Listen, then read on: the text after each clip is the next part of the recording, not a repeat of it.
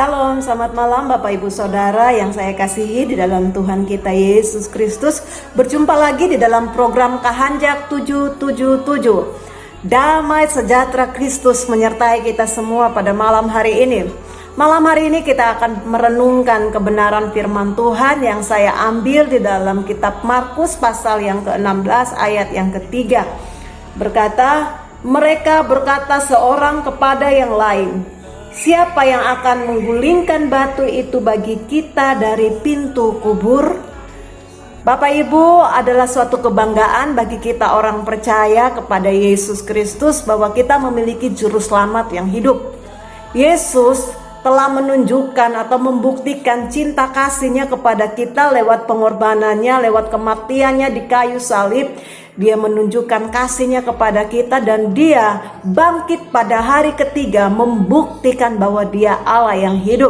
Yesus hidup memberikan sukacita kepada kita pengikut-pengikutnya, memberikan pengharapan kepada kita, bahkan terlebih daripada itu Dia memberikan jaminan hidup yang kekal bagi kita. Amin.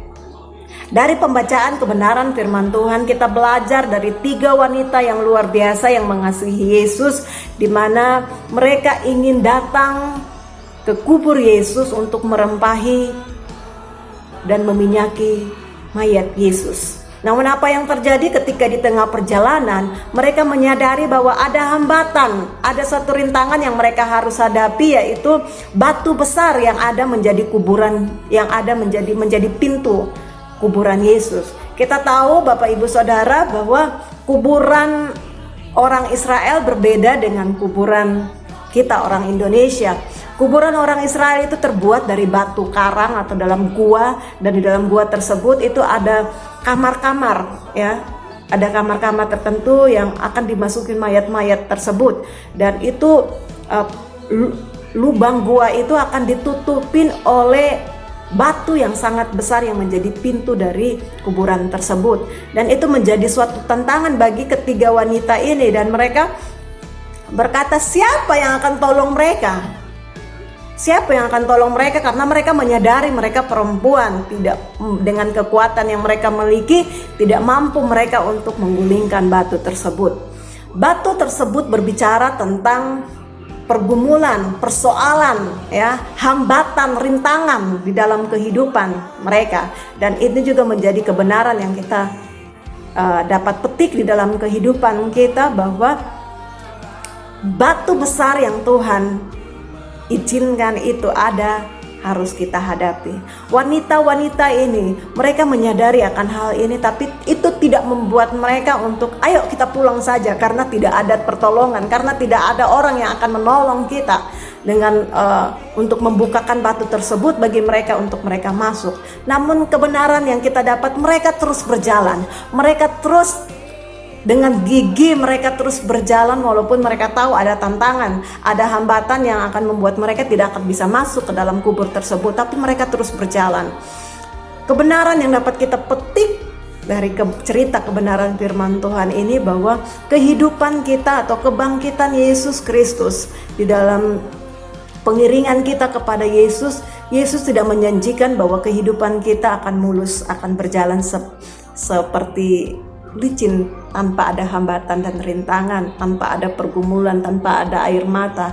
Namun Yesus menjanjikan kepada kita bahwa Dia bangkit, Dia memberikan kita kuasa, dan kuasa kebangkitannya itu akan memampukan kita untuk kita bisa menghadapi setiap batu-batu besar yang sedang kita hadapi. Hadapilah batu itu. Jangan engkau lari dari tantangan, jangan engkau lari dari persoalanmu, tapi itu Tuhan izinkan. Ketika engkau berjalan dan terus berjalan di dalam keyakinan dan kepercayaanmu kepada Tuhan, maka Tuhan akan menunjukkan pertolongannya.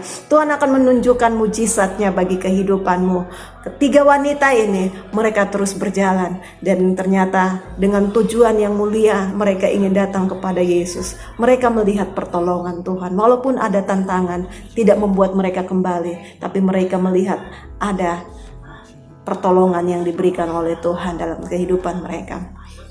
Saya percaya kebangkitan Yesus Kristus membawa perubahan yang besar dalam kehidupan kita. Bahkan dalam cerita Alkitab kita melihat bahwa banyak murid-murid Yesus, terutama kita melihat Petrus diubahkan oleh Yesus.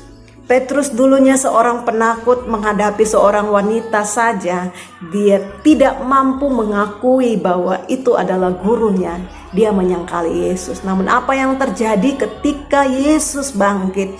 Petrus mengalami perubahan yang luar biasa. Ada keberanian, ada kuasa yang Tuhan berikan bagi dia untuk dia dapat menceritakan tentang kabar baik walaupun ada tantangan-tantangan yang dia hadapi. Dia harus menghadapi mahkamah agama, orang terpenting, orang yang tinggi, berbeda, memiliki jabatan yang tinggi, berbeda dengan dia menghadapi perempuan yang biasa. Petrus mampu menghadapi itu, dan Tuhan ada selalu menyertai, memberikan dan menolong mereka di dalam setiap kesulitan yang mereka hadapi. Bapak Ibu Saudara, kenalilah Tuhanmu dengan benar.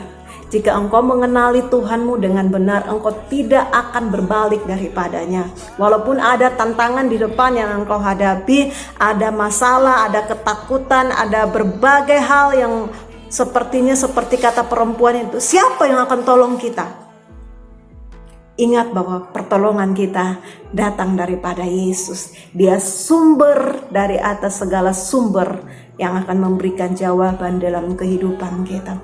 Tuhan mau melihat seberapa besar imanmu. Iman itu harus disertai dengan tindakan, bukan sekedar percaya, tapi mari kita mau melangkah terus. Jalani terus, walaupun ada tantangan, walaupun ada batu besar yang harus engkau hadapi. Engkau tidak tahu dan tidak punya kemampuan untuk menggulingkan batu tersebut. Tapi ingat bahwa engkau punya Tuhan yang besar. Dia mampu menolongmu dan dia mampu menyertaimu.